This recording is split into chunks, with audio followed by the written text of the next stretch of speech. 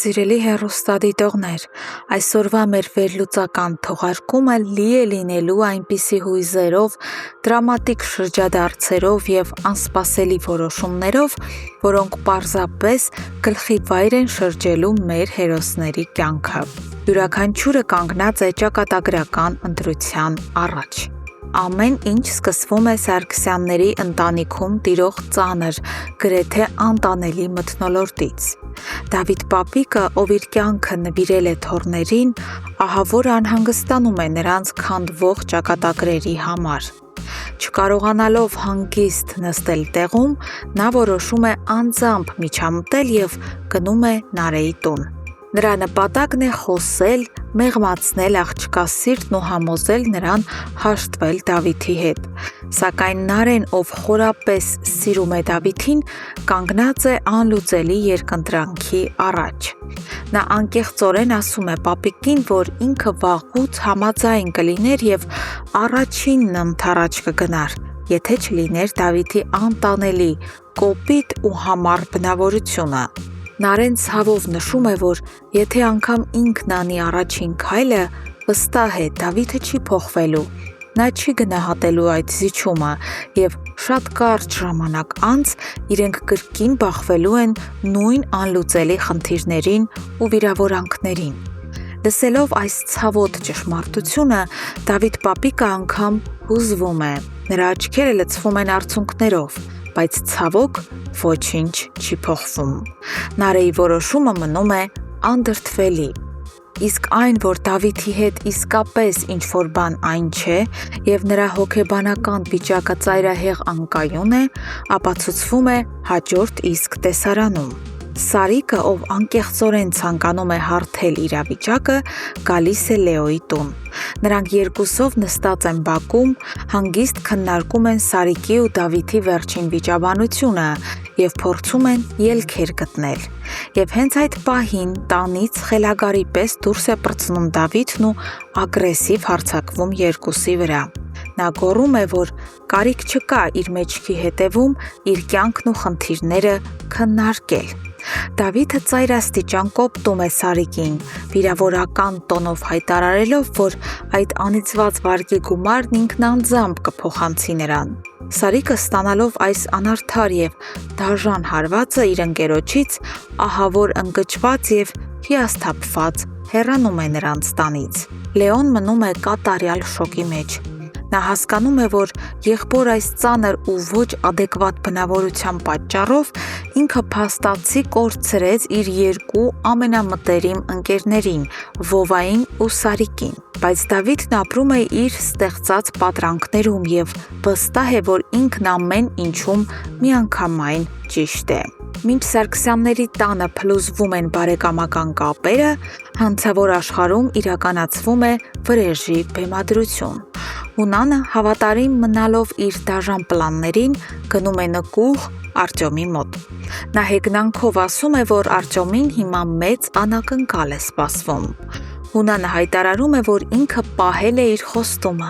գործի է դրել իր ողջ լծակներն ու ազատել է Արամին բանտից միայն մեկ նպատակով, որպեսզի Արամն անձամբ գա և սպանի իր դավաճան եղբորը։ Եվ իսկապես, ընդամենը մի քանի վայրկյան անց նկուղ է մտնում Արամը։ Հունանը գոհ ժպիտով թողնում է նրանց մենակ, լիովին հուսալով, որ հենց հիմա կլսի մահացու կրակոցի ձայնը։ Բայց ճակատագիրն այլ բան էր նախապատրաստել։ Րոպեներ անց Արամը դուրս է գալիս նկուղից, ձեռքերը մաքուր։ Նա հայտնում է Հունանին իր որոշումը։ Քանի որ ինքը չունի Արտյոմի մեղավորությունն ապացուցող հստակ և անհերքելի փաստեր, իր խիղճը թույլ չի տալիս պարզապես գնդակահարել նրան։ Հունանի դաժան հույսերն ու վրեժի ծրագրերը հօդս են ցնդում։ Իսկ հիմա անցնենք սերիալի ամենալուսավոր և հուզիչ կետին։ Չնայած այս համատարած քաոսին,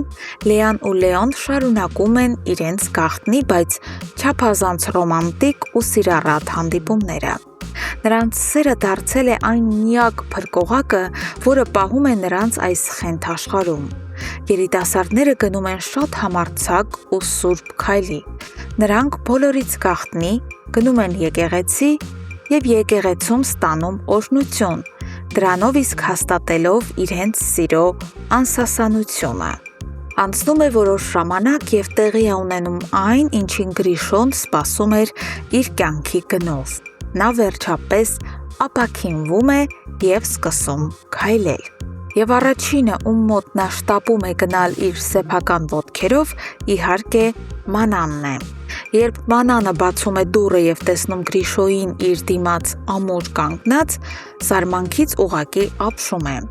Գրիշոն լիհույսով և ինքնավստահությամբ ասում է, որ միգուցե հիմա Մանանը վերջապես հաշտվի իր հետ, քանի որ ինքն այլևս հաշմանդամ չէ և կարող է նրան երջանկացնել։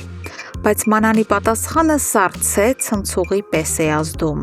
Նա հստակ ասում է, որ իր մերժումը երբեք կապված չի եղել Գրիշոյի առողջության հետ և որ ինքը միևնույնն է, երբեք չի ների նրա դավաճանությունը։ Խորապես հիասթափված Գրիշոն հեռանում է և գնում Իննայի ռեստորան, գոնե ծնողներին ուրախացնելու և անակնկալ մատուցելու նպատակով։ Իսկ վերջում մենք կանգնած ենք ամենասպասված և թեժ իրադարձության՝ Լեոյի ու Վովայի մենամարտի շեմին։ Վովան արդեն վերջնականապես որոշել է մենամարտից անմիջապես հետո մոր հետ լքել Հայաստանն ու վերադառնալ Մոսկվա։ Բայց մենք կանխատեսում ենք, որ դա տեղի չի ունենա։ Մեր վերլուծությունը հուշում է, որ հենց այս մենամարտի ժամանակ ռինգում էմոցիաների և լարվածության գագաթնակետին տեղի կունենա ճակատագրական պայթյուն։ Վովան միգուցե ստանալով ծանր հարված կամ հայտնվելով վտանգավոր իրավիճակում կստիպի, որ ճշմարտությունը ջրի երես դուրս գա։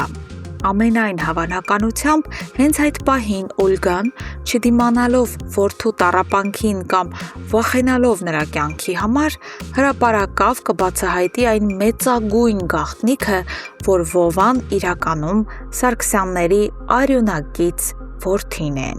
Սա շոկի կենթարկի բոլորին և վերջնականապես կխափանի Վովայի Մոսկվա մեկնելու ծրագրերը։ Իսկ դուք ինչ եք կարծում։ Արդյոք Օլգան ուժ կգտնի իր մեջ խոստովանելու ճշմարտությունը հենց ռինգում, թե այդ գաղտնիքը կբացահայտվի շատ ավելի ողբերգական հանգամանքներում։ Անպայման կիսվեք ձեր վարկածներով մեկնաբանություններում։